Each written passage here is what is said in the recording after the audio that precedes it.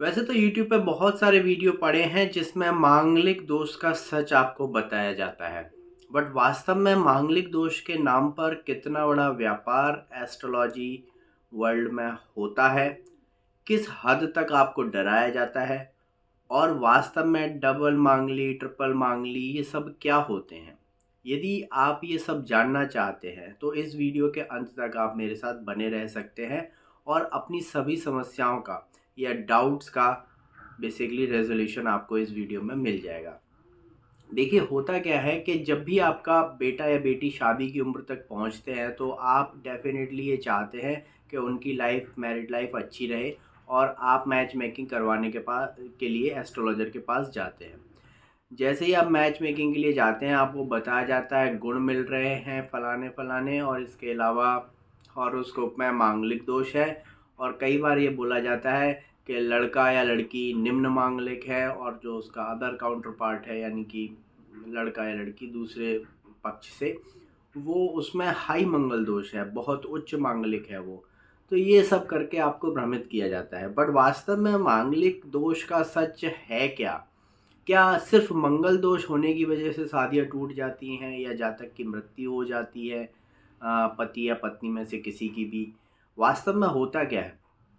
देखिए, वैसे तो यूट्यूब पे बहुत सारे वीडियोस पड़े हैं, उनके बारे में मैं टिप्पणी नहीं करूँगा। उसमें बहुत सारे वीडियो ज्ञानवर्धक भी हैं और आपके लिए यूज़फुल भी हैं। बट मांगलिक रिसर्च में जो एस्ट्रोलॉजी के स्टूडेंट्स हैं वो लोग जानते हैं कि इस पर अच्छे से रिसर्च श्री के एन राव साहब ने की है। और उन्होंने ये पाया है कि आपको लोग ये भी कहते मिल जाएंगे कि भाई जिनकी कुंडलियाँ नहीं होती उनमें मांगलिक दोष कैसे दिखता है, उनकी शादियां तो अच्छी चल रही हैं। तो के एन राव जी का जो रिसर्च है, उन्होंने कुछ चार्ट्स पे लेके रिसर्च किया है और ये पाया, यही उनकी फाइंडिंग है कि मांगलिक दोष होते हुए भी यदि किसी की शादी नॉन मांगलिक बंदे से कर दी जाए या बंदी से कर दी जाए तो सिर्फ 50% केसेस में ही ऐसा पाया गया कि उनका मैरिड लाइफ ख़राब रहा है। इसका निष्कर्ष ये निकलता है 50% तो डिफ़ॉल्ट प्रोबेबिलिटी है, डिफ़ॉल्ट संभावना है।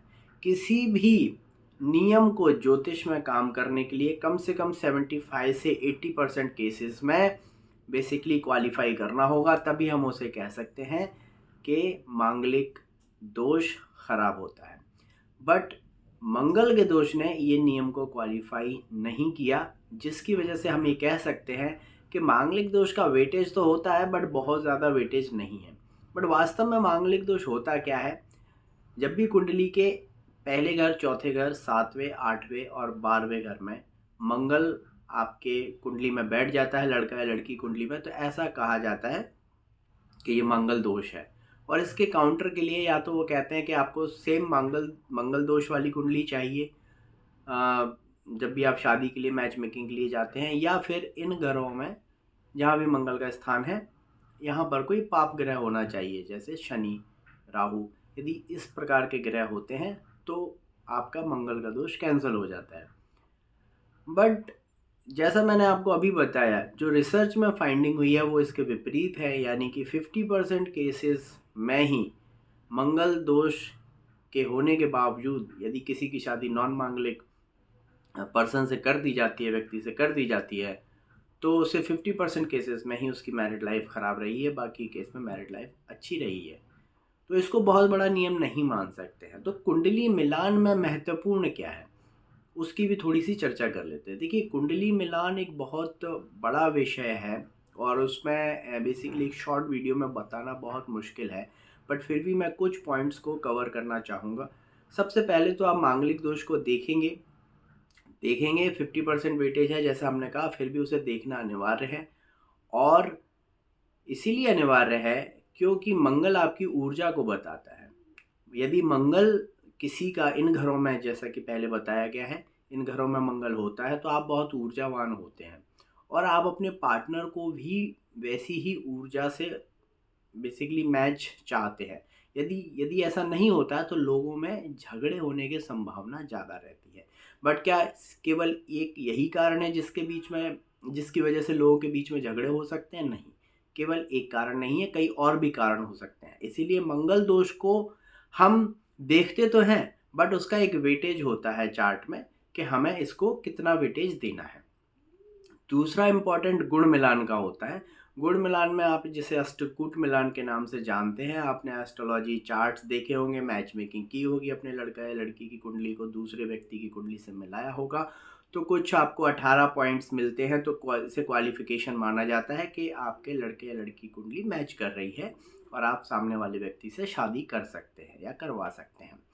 तो इन केसेस में क्या होता है, अष्टकूट मिलान में बेसिकली सबसे जो इम्पोर्टेंट देखा जाता है वो नाड़ी दोष देखा जाता है, जो एक दूसरा सबसे बड़ा बेसिकली पॉइंट है जिसकी वजह से मैच मेकिंग फेल होती है। नाड़ी दोष के बारे में मैंने ऑलरेडी डिटेल में एक वीडियो बनाया है, उसको आप दे सकते हैं और जान सकते हैं कि उस दोष का भी निवारण कब हो जाता है। बट मान लीजिए किसी की कुंडली में नाड़ी दोष है ही और उसका निवारण नहीं हो रहा है, तो भी कुछ उपाय कर कर आप नाड़ी दोष का समाधान कर सकते हैं। ज्योतिष शास्त्रों ने हमें उपायों के माध्यम से, पूजा के माध्यम से उन दोषों का निवारण सजेस्ट किया है। तो आप उन उपायों को कर सकते हैं, उन अनुष्ठान को, उन जप को, उन छोटे मोटे रेमेडीज़ को आप करके नाड़ी दोष के कुंडलीज में भी लाभ प्राप्त कर सकते हैं। इसके अलावा कुंडली में यदि आप मंगल से डर रहे हैं, जैसे मैं आपको एक केस स्टडीज बताता हूँ कि मैंने एक लड़की के चार्ट में प्रेडिक्ट किया था कि आपको इस ड्यूरेशन के बीच में मैच मेकिंग आपकी सक्सेसफुल रहेगी, यानी कि आपको अलायंस आएंगे शादी के लिए और रिश्ता आकर आपका पक्का होने की संभावना रहेगी। वैसा ही हुआ, उसकी लाइफ में लड़का आया, उनके बीच में बहुत अच्छा घनिष्ठ संबंध भी बन गया। बट एक एस्ट्रोलॉजर ने ये कह कर डरा दिया कि जो लड़की की कुंडली है वो हाई मांगलिक है, लड़के की कुंडली लो मांगलिक है, और लड़के के साइड वाले एस्ट्रोलॉजर ने उस कुंडली को रिजेक्ट कर दिया। अब मैं आपको एक बात बताना चाहता हूँ कि मंगल दोष का भी निवारण हो जाता है। मांगलिक दोष आपकी कुंडली में है, इसका मतलब ये नहीं है कि उसका कैंसलेशन नहीं होता। बहुत सारे तरीके हैं जिससे मंगल दोष स्वतः कैंसिल हो जाता है, उनके बारे में कोई एस्ट्रोलॉजर आपसे चर्चा नहीं करता है। तो यदि आपकी कुंडली मांगलिक दोष है तो आप साथ में ये भी पूछिए एस्ट्रोलॉजर से, क्या ये दोष कैंसिल हो रहा है? क्योंकि यदि कैंसिल हो रहा है तो आपको डरने की ज़रूरत ही नहीं है, फिर निम्न मांगलिक उच्च मांगलिक के चक्कर में क्यों पड़ना है। अब ये केस स्टडी मैं आपको बता रहा हूँ, उस केस स्टडी में लड़की की कुंडली में तो मंगल दोष कैंसिल ही हो रहा था और लड़के का एस्ट्रोलॉजर ये बोल रहा है कि लड़का जो है वो निम्न मांगलिक है और लड़की हाई मांगलिक है, बल्कि लड़की की कुंडली तो दोष से रहित थी। इस हिसाब से आप समझ लीजिए कि एस्ट्रोलॉजर्स आपको कितना डराते हैं मांगलिक दोष को लेकर, और इसकी वजह से हमारे समाज में शादियां बहुत डिले होती जा रही हैं। शादी की आयु वैसे ही जॉब और प्रोफेशन की वजह से आगे बढ़ गई है, और साथ में जब हम आप अलायंस देखने जाते हैं, अपने बच्चों के लिए रिश्ता ढूंढने जाते हैं, तो आप गोत्र चेक करते हैं, उन सब के बाद फिर कुंडली एक बहुत बड़ा पॉइंट बन जाती है जिसकी वजह से डिले हो जाता है। तो ऐसे में आपको करना क्या चाहिए? आपको इन पॉइंट्स पे ध्यान नहीं देना चाहिए क्या? नहीं, ऐसा मैं नहीं कह रहा हूँ। मैं ये कह रहा हूँ कि मैच मेकिंग में मांगलिक दोष का एक वेटेज होता है। ऐसा नहीं होता है कि मांगलिक दोष की वजह से आप पूरी कुंडली रिजेक्ट कर दोगे, या ये लो मांगलिक और हाई मांगलिक, डबल मांगलिक, ट्रिपल मांगलिक के चक्कर में पड़कर आप सबको रिजेक्ट कर दो। ऐसे नहीं होता। आपको एक योग्य एस्ट्रोलॉजर से अपनी कुंडली दिखवानी चाहिए। आप हमसे भी संपर्क कर सकते हैं और फिर निष्कर्ष पर पहुंचना चाहिए कि मांगलिक दोष के वेटेज के अकॉर्डिंग, नाड़ी दोष के वेटेज के अकॉर्डिंग, अष्टकूट मिलान के वेटेज के अकॉर्डिंग, और इनके अलावा हमें जातक की आयु देखना होती है, संतान के योग देखने होते हैं कपल के चार्ट में। ऐसे बहुत सारे योग हैं जिनका अध्ययन विशेष तौर पर करना पड़ता है एक सफल वैवाहिक जीवन के लिए। तो इतनी सारी चीज़ों को कंसीडर कर कर हम ये निष्कर्ष पर पहुंचते हैं कि ये मैच मेकिंग सही है या गलत है।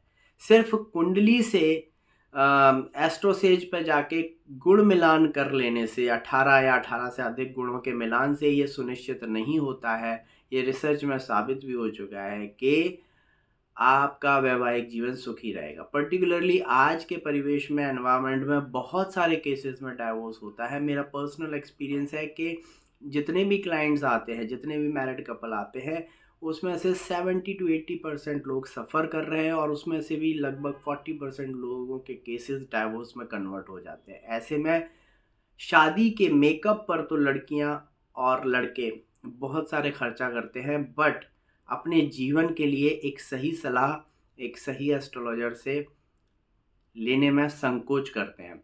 आपको चाहिए कि आप अच्छी एडवाइस अपने जीवन के लिए किसी से लें और ये चेक कर लें कि सिर्फ मंगल दोष ही नहीं, बाकी के सभी डायमेंशंस को लेकर आप दोनों की कुंडली अच्छी है या नहीं, आपके बच्चों की कुंडली अच्छी है या नहीं, ये साथ में सफल जीवन जी सकते हैं या नहीं। सिर्फ अष्टकूट मिलान से, गुण मिलान से या नाड़ी दोष के निवारण से या मंगल दोष के निवारण से अकेले से आप अच्छे वैवाहिक जीवन की परिकल्पना नहीं कर सकते हैं। आपको बहुत सारे फैक्टर्स कंसीडर करने पड़ते हैं जो एक प्रोफेशनल का काम है। उम्मीद करता हूँ यहाँ पर इस केस स्टडीज़ के माध्यम से आपको थोड़ा समझ में आया होगा। एक स्टोरी के माध्यम से जो मैंने केस स्टडी दी है, ये रियल लाइफ केस स्टोरी है और आपको समझ आया होगा किस प्रकार से एस्ट्रोलॉजर्स आपको डरा देते हैं मंगल दोष का नाम लेकर, और ये भी नहीं बताते हैं कि आपके चार्ट में मंगल दोष कैंसिल हो रहा है या नहीं हो रहा है। तो उम्मीद करता हूँ आप जागरूक बनेंगे और उन लोगों से जिनसे भी आप मैच मेकिंग कराते हैं पूछेंगे कि मंगल दोष कैंसिल नहीं हो रहा है या हो रहा है, इसके बारे में जानकारी लेंगे और इन दोषों से डरिए नहीं, जागरूक बनिए, तभी बेसिकली आपके डर का निवारण होगा। और आपके लिए यही एडवाइस है कि जब भी आप मैच मेकिंग के लिए जाएं, सतर्क होकर जाएं और क्वालिफाइड एस्ट्रोलॉजर के पास जाएं जिसकी अप्रोच प्रैक्टिकल है और जो एजुकेटेड है। Thank you.